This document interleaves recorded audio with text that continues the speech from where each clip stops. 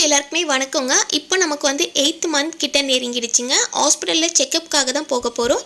So போகிறதுக்கு முன்னாடி பார்த்தீங்கன்னா ஹாஸ்பிட்டலுக்கான ரிப்போர்ட்ஸ் எல்லாமே எடுத்துக்கிறேன். ஏன்னா அப்பப்போ பார்த்தீங்கன்னா ரிப்போர்ட்ஸ் எடுத்து பார்க்குறேன், அப்படியே மறந்து வச்சுட்டு போயிடுறேங்க. எல்லா ரிப்போர்ட்ஸுமே எடுத்துக்கிட்டு மார்னிங் கொஞ்சம் ஹெல்த்தியாக வந்து பயிர் மட்டும் சாப்பிட்டுட்டு கொஞ்சம் மோர் குடிச்சிட்டேன். மோர் குடிச்சிட்டு வெளியில் போனாதாங்க ரொம்ப இதமாகவே இருக்குது. ஏன்னா வெயிலோட தாக்கம் தாங்கவே முடியல. இந்த வெயிலுக்கு போகிறதுக்கு முன்னாடியே வாட்டர் பாட்டில், மோர் இல்லை ஜூஸ் அந்த மாதிரி ஏதாவது எடுத்துகிட்டு போனால் தான் நம்மளால் வெளியே போகவே முடியுது. இல்லைன்னா ரொம்ப கேர் ஆகிற மாதிரியே இருக்குது. மறக்காமல் இந்த வெயிலை தாங்கிறதுக்காக கொடை கொண்டு போயிடுங்க. இல்லைன்னா இந்த வெயிலில் போனால் கேர் தான் ஆகும். எங்கள் வீட்டில் இருந்து ஒரு தெரு தள்ளி தாங்க இந்த ஹாஸ்பிட்டல் இருக்குது. இந்த ஒரு தெரு கூட என்னால் நடந்து வர முடியல, அந்தளவுக்கு வெயில் ரொம்ப அதிகமாகவே இருந்துச்சு. ஒரு வழியாக ஹாஸ்பிட்டல் வந்து ரீச் பண்ணிட்டேங்க. ஹாஸ்பிட்டலில் பார்த்தீங்கன்னா போன உடனே நமக்கு பிபி வெயிட்லாம் வந்து செக் பண்ணிடுவாங்க. இந்த போர்டில் பார்த்தீங்கன்னா RCHID பிக்மி ஆப் மூலிமா நீங்கள் ரெஜிஸ்டர் பண்ணணும்னு சொல்லுவாங்க. பட் வந்து நான் ப்ரெக்னன்சி கன்ஃபர்மேஷன் பண்ண உடனே நர்ஸ்கிட்ட வந்து எல்லா டீட்டெயில்ஸுமே கொடுத்து அவங்களே வந்து ரெஜிஸ்டர் பண்ணிடுறாங்க. 3வது மாதத்தில் எடுத்த குளுக்கோஸ் டெஸ்ட்டில் 10.5 கிட்ட வந்துருந்தது. ஸோ அதுக்கே வந்து திட்ட ஆரம்பிச்சிட்டாங்க. ஸோ இப்போ வந்து பார்த்தீங்கன்னா நான் 7th மந்தில் எடுத்த குளுக்கோஸ் டெஸ்ட்டில் ஹீமோக்ளோபின் ரொம்ப கம்மியாயிடுச்சு. அதாவது பார்த்தீங்கன்னா 9 கூட இல்லை, 8.6 தான் இருந்துச்சு. அந்த செக்கப்லேயே பார்த்தீங்கன்னா யூரின் டெஸ்ட் எல்லாமே கொடுத்துடணும். ஸோ இந்த செக்கப் வந்து போகும்போதெல்லாம் பார்த்தீங்கன்னா கண்டினியூஸாக யூரின் டெஸ்ட் எடுப்பாங்க, பிபி வெயிட் எடுப்பாங்க. 7th மந்தில் எடுத்த குளுக்கோஸ் டெஸ்ட்டில் பார்த்தீங்கன்னா 9 கிட்ட தான் இருந்துச்சு. செம்மையாக திட்ட ஆரம்பிச்சிட்டாங்க. அதனால் அயன் இன்ஜெக்ஷன் போடணும்னு சொன்னாங்க. நானும் அயன் இன்ஜெக்ஷன் போடணும்னு சொல்லி ஒத்துக்கிட்டேன். 9 கிட்ட வந்து உங்களுக்கு ஹீமோக்ளோபின் இருந்துச்சுன்னா நீங்கள் டெலிவரி பார்க்கும்போது உங்களுக்கு ரொம்ப கேர் ஆகிடும். பிளட் கவுண்ட் கம்மியாச்சுன்னா பிளட் ஏற்றி தான் டெலிவரி பார்க்குற மாதிரி இருக்கும்னு சொன்னாங்க. நிறைய அயன் ஃபுட்ஸாக சாப்பிட்ணுன்ற மாதிரி சொன்னாங்க. என்னென்ன ஃபுட்லாம் சாப்பிட்ணுன்னு சொல்லிட்டு டீட்டெயிலாக எனக்கு நோட்டில் எழுதியே கொடுத்துட்டாங்க. ஹீமோக்ளோபின் குறைஞ்ச உடனே ரொம்ப மனசு கஷ்டமாகவே ஆயிடுச்சு. நான் 7th மந்த் வரைக்குமே ஜாப் போயிட்டு தான் இருந்தேன். 8th மந்தில் பார்த்தீங்கன்னா ஸ்டார்டிங்லேயே வந்து ஜாப் வந்து ரிசைன் பண்ணிட்டேன். குழந்தையோட ஹெல்த்தும் நம்மளோட ஹெல்த்தும் ரொம்ப முக்கியம்னு சொல்லிட்டு தான் ஜாப் ரிசைன் பண்ணிட்டேன். இன்ஜெக்ஷன் போட்டதுக்கப்புறமா ஒரு பிளட் டெஸ்ட் எடுத்தாங்க. அதில் வந்து பார்த்தீங்கன்னா 9.7 கிட்ட இருந்துச்சு. இதுவுமே ரொம்ப லோ தான். 10 பாயிண்ட்டுக்கு மேலேயாவது வரணுன்ற மாதிரி சொன்னாங்க. சரி, ஓகே, கவர்மெண்ட் ஹாஸ்பிட்டல் வந்து நான் கன்சல்ட் பண்ணுறேன், ஸோ அங்கே போய் நீ பார்த்துட்டு வான்ற மாதிரி ஒரு லெட்டர் மாதிரி எழுதி கொடுத்துட்டாங்க. என்ன ரீசனால் இந்த ஹீமோக்ளோபின் குறையுதுன்னு நான் கேட்டிருந்தேன். அதுக்கு அவங்க என்ன சொன்னாங்கன்னா, செகண்ட் பேபிக்கு மெயினாக பார்த்தீங்கன்னா இந்த மாதிரியான ப்ராப்ளம்ஸ் வரும். ஸோ இது வந்து நார்மல் தான், பட் அதுக்கான நல்ல ஹெல்த்தியான ஃபுட்டாக சாப்பிட்ணுன்ற மாதிரி சொன்னாங்க. எனக்கு இப்போ கவர்மெண்ட் GH வந்து கன்சல்ட் பண்ண சொல்லியிருக்காங்க. அதுக்காக தான் நான் இப்போ ஹாஸ்பிட்டல் கிளம்பிட்டுருக்கேன். குரோம்பேட் GH போயிட்டு ஒரு செக்கப் பண்ணிவிட்டு வாங்க. ஸோ அவங்க என்ன சொல்கிறாங்கன்றத டீட்டெயில்ஸாக எனக்கு வந்து அப்டேட் பண்ணுங்கன்ற மாதிரி சொன்னாங்க. நான் இப்போ குரோம்பேட் GH தாங்க போயிட்டுருக்கேன். ஸோ காலையிலேயே பார்த்தீங்கன்னா ஒரு 7:30க்கெலாம் கிளம்பிட்டேன். ஒரு 10 o'clock நம்ம போயிடணும், அப்போ தான் OP போட முடியும். ஸோ ஹாஸ்பிட்டலோட ரிப்போர்ட்ஸ் எல்லாமே மறக்காமல் எடுத்துகிட்டு போயிடுவேன். ஏன்னா அப்பப்போ பார்த்தீங்கன்னா ரிப்போர்ட்ஸ் 1, 2 மறந்துகிட்டே போயிடுறேங்க. காலையில் ஒரு 8 o'clockலாம் வந்து கிளம்பிட்டேன். ஹாஸ்பிட்டல் வரத்துக்கு 9:15க்கெலாம் நான் ஹாஸ்பிட்டலுக்கு வந்துட்டேங்க. அங்கேருந்து எங்களுக்கு நியர்பை தான். ஹாஸ்பிட்டல் ரீச் பண்ணும்போதே ஒரு பதட்டம், பயம்லாம் இருக்குங்க. ஏன்னா இப்போ 8th மந்த் வர ஸ்டார்ட் ஆகிடுச்சு இல்லையா. இப்போ வேறு HP வேறு கம்மியாக இருக்குது அப்படின்னு சொல்லும்போது ரொம்ப கஷ்டமாகவே இருந்துச்சு. ஹாஸ்பிட்டல் ரீச் பண்ண உடனே OP போட்டுட்டு அங்கேருந்தே வந்து OP சீட் எடுத்துக்கிட்டே வந்து நம்ம நார்மலாக வந்து ப்ரெக்னன்சி வார்டில் போய் செக் பண்ணிவிட்டு, ஸோ அவங்க எல்லா டீட்டெயில்ஸுமே எடுத்தாங்க. பிபி, வெயிட்டு, அப்புறம் என்னென்ன ப்ராப்ளம் இருக்குது, HP கம்மியாக இருக்கான்னு சொல்லி எல்லா டீட்டெயில்ஸுமே வாங்கிக்கிட்டு பிளட் டெஸ்ட் மட்டும் கொடுத்துட்டு வர சொல்லியிருக்காங்க. ஸோ அதுக்கு தான் வந்து பார்த்தீங்கன்னா நான் இப்போ இது OP கார்டு எடுத்துகிட்டு போயிட்டுருக்கேன். பிளட் டெஸ்ட் கொடுக்குற இடத்துல செம்ம க்ரௌடாகவே இருந்துச்சுங்க. ஏன்னா வந்து ஒரு 10 பேருக்கு மேலே இருந்தாங்க. ஒரு 1/2 hour கிட்டே வெயிட் பண்ணி OP போட்டுட்டு தான் போய் பிளட் டெஸ்ட்டே கொடுக்குற மாதிரி இருந்துச்சு. ஹாஸ்பிட்டலுக்கு வரும்போதெல்லாம் மேக்ஸிமம் பார்த்தீங்கன்னா ஒரு 8 o'clockலாம் வந்துடணும். கொஞ்சம் லேட்டாக வந்தாலே கூட்டம் அதிகமாகிடுது. அவங்கக்கிட்ட OP கார்டு போட்டுட்டு யூரின் டெஸ்ட் எடுத்துகிட்டு வர சொன்னாங்க. யூரின் டெஸ்ட்டு எப்போவுமே எல்லா டைமுமே செக்கப் பண்ணும்போது எடுக்க சொல்கிறாங்க. இது தவிர்த்து வந்து பார்த்தீங்கன்னா உங்களுக்கு பிளட் டெஸ்ட்டுமே கொடுக்க சொல்லியிருக்காங்க. இப்போ எடுக்கக்கூடிய பிளட் டெஸ்ட்டில் தான் எனக்கு எவ்வளோ கவுண்ட் வரும்ன்றதும் தெரியும். ஏன்னா 4 இன்ஜெக்ஷன் போட்டோம். இப்போ நான் ஃபுட்லாம் வந்து கண்டினியூஸாக ஃபாலோ பண்ணிட்டு தான் இருக்கேன். பிளட் டெஸ்ட்டு கொடுத்துட்டு அங்கேருந்து ஒரு 10:30க்கெலாம் கிளம்பிட்டாங்க. வர வழியிலே பார்த்தீங்கன்னா ஆரஞ்சு ஜூஸ் குடிச்சிட்டேன். இந்த வெயில் தாங்கவே முடியல. அப்பப்போ செக்கப் வரும்போது பார்த்தீங்கன்னா ஸ்கின்லேயும் அப்பப்போ அலர்ஜி ஆகுது. ப்ரெக்னன்சி டைமில் ஸ்கின்னை பாதுகாக்கிறதே ரொம்ப கஷ்டமாக இருக்குங்க. ஸோ வீட்டுக்கு வந்துட்டேன். அடுத்த நாள் வந்து ரிப்போர்ட் வாங்கிக்க வர சொன்னாங்க.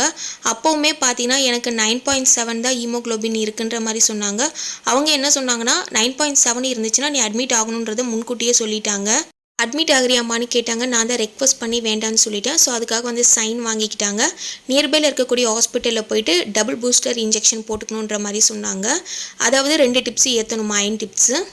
நான் எங்கள் வீட்டு பக்கத்தில் பார்க்கக்கூடிய கவர்மெண்ட் ஹாஸ்பிட்டல் தான் வந்திருக்கேன். ஸோ அவங்கக்கிட்ட இந்த நோட் எல்லாமே காமிச்சேன். ஸோ அவங்க என்ன சொன்னாங்கன்னா, சரி ஓகே நீ இப்போ டபுள் பூஸ்டர் இன்ஜெக்ஷன் மட்டும் போட்டுக்கோமா அப்படின்ற மாதிரி சொல்லி இன்ஜெக்ஷன் மட்டும் ஏற்றி விட்டாங்க. ஆல்ரெடி 4 இன்ஜெக்ஷன் போட்டுட்டேன். அப்போவுமே எனக்கு பிளட் கவுண்ட் ஏறலை. பட் அப்போவே வந்து நல்ல ஃபுட்லாம் நான் எடுத்துக்கிட்டேன். 2 டபுள் பூஸ்டர் அயன் டிப்ஸ் வந்து ஏற்றணுன்ற மாதிரி சொன்னாங்க. சரி ஓகே நான் ஏற்றிக்கிறேன்ற மாதிரி சொல்லிட்டேன். ஏன்னா அட்மிட் ஆகி இப்போ பிளட் வந்து ஏற்றுற மாதிரி இல்லை. ஏன்னா பாப்பாவுக்கும் எக்ஸாம் இருக்குது. குரோம்பேட் ஜிஹெச்லேருந்து நேராக வந்து இந்த அயன் டிப்ஸ் ஏற்றிக்கிட்டாங்க. ஒரு 2 டேஸ் கழித்து திருப்பியும் ஒரு அயன் டிப்ஸ் ஏற்ற சொல்லியிருந்தாங்க. டிப்ஸு ஏற்றி கையே வலிக்க ஆரம்பிச்சிடுச்சு. ஏன்னா நரம்பில் தான் இந்த ஊசி ஏற்றுவாங்களாம். ஆல்ரெடி ஊசி போட்டு உடம்பே ரொம்ப டயர்டாகிடுச்சு. ஹெல்த்தியான ஃபுட்டு மட்டும் கண்டினியூஸாக ஃபாலோ பண்ண சொன்னாங்க.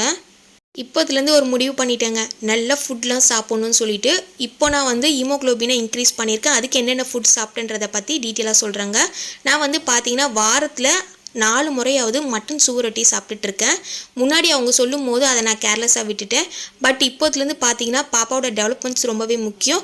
பாப்பாவும் ஹெல்த்தியாக இருக்கணும், நானும் ஹெல்த்தியாக இருக்கணும். ஸோ ஹீமோக்ளோபின் கவுண்ட்டை இன்க்ரீஸ் பண்ணணுன்றதுனால மட்டன் சுவரொட்டியை தொடர்ந்து டெய்லியுமே பார்த்தீங்கன்னா வாரத்தில் 4 நாள் தொடர்ந்து சாப்பிட்டுட்ருக்கேன். இதை வந்து சாதத்தோட பிசைஞ்சும் சாப்பிட்லாம், இல்லைன்னா அப்படியே கூட சாப்பிட்லாங்க. அப்புறமா கீரை வகைகள்லாம் சாப்பிட சொன்னாங்க. அதுலேயும் முக்கியமாக பார்த்தீங்கன்னா முருங்கைக்கீரை. இந்த முருங்கைக்கீரையில் நிறைய அயன் கண்டென்ட் இருக்குது. ஸோ முருங்கைக்கீரையை வாரத்தில் 3 முறையாவது சாப்பிட சொன்னாங்க. அம்மா வீட்டில் முருங்கை மரம் இருக்குது. அதனால் அப்பப்போ வந்து முருங்கைக்கீரை எடுத்துகிட்டு வருவாங்க. முருங்கைக்கீரையை வந்து பார்த்திங்கன்னா அதோட காம்பு இலைகளை மட்டுமே சூப்பு வச்சு பாட்டி கொடுப்பாங்க. இதை நம்ம வந்து வாரத்தில் ஒரு 4-5 நாள் கிட்ட கூட இந்த சூப்பை நம்ம குடிக்கலாம். ஏன்னா வந்து சாப்பிட்டுட்டு ஒரு 11 மணிக்காக தான் இந்த சூப் நம்ம குடிக்க போகிறோம். ரொம்ப டேஸ்ட்டாகவே இருக்கும்.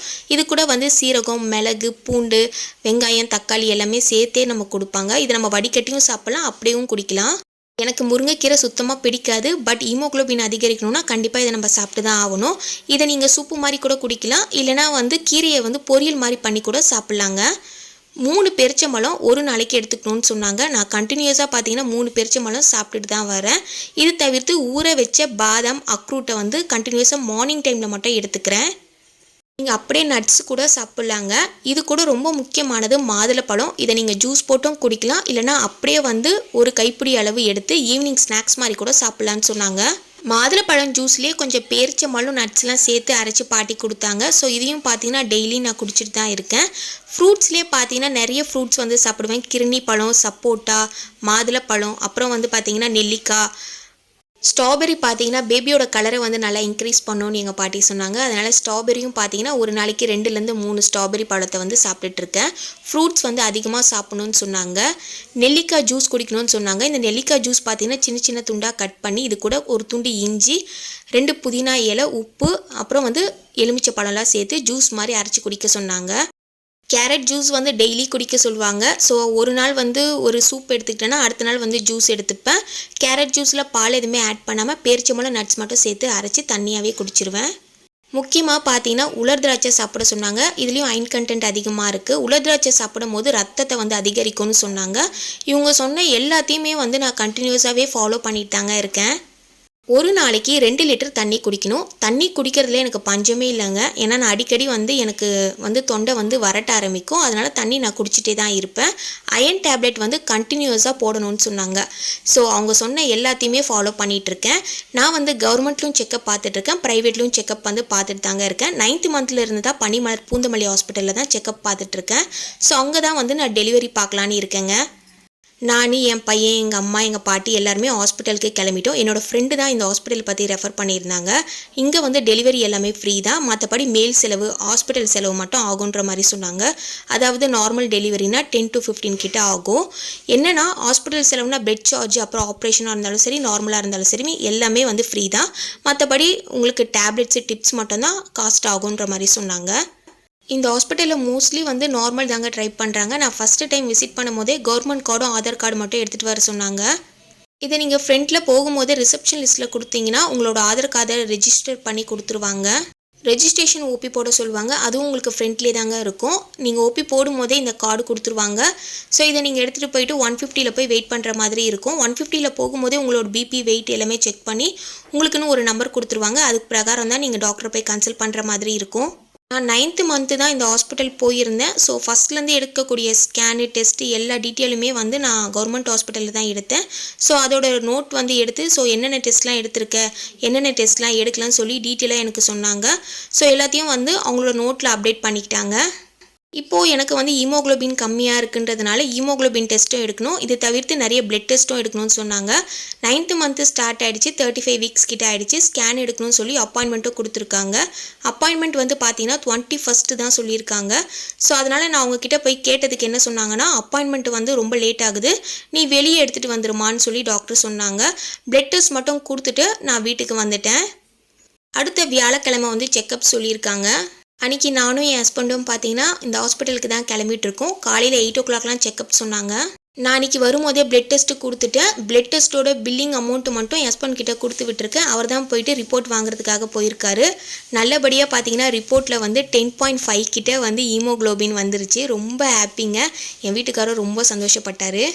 அப்படியே வந்து ஸ்கேன் ரிப்போர்ட்டும் எடுத்துகிட்டு வர சொன்னாங்க. ஸ்கேனில் பார்த்தீங்கன்னா பாப்பா எல்லாமே நார்மலாக இருக்குது. வெயிட்டும் பார்த்தீங்கன்னா 2.5 கிலோ கிட்ட இருக்குது. பட் இன்னொரு 2 வீக்ஸ் கழிச்சு நீ இன்னொரு ஸ்கேன் எடுக்கணுன்ற மாதிரி சொன்னாங்க. ஸோ அந்த ஸ்கேனும் வந்து 21st அப்பாயின்மெண்ட் கொடுத்துருக்காங்க இல்லையா, ஸோ அப்போ அதை எடுத்துக்கலான்ற மாதிரி சொல்லிட்டாங்க. ஹெச்பி இன்க்ரீஸ் பண்ணது செம்ம ஹாப்பிங்க. அப்படியே ஜாலியாக வந்து கேண்டீனில் வந்து டீ காஃபி குடிச்சிட்டு கிளம்பலான்னு. அங்கேயே ரொம்ப பசிக்க ஆரம்பிச்சிச்சு. நான் வந்து இட்லி சாப்பிட்டேன், என் வீட்டுக்கார் தோசை சாப்பிட்டாங்க. அப்படியே டீ குடிச்சிட்டு அங்கேருந்து கிளம்பிட்டோம். தேங்க்யூ.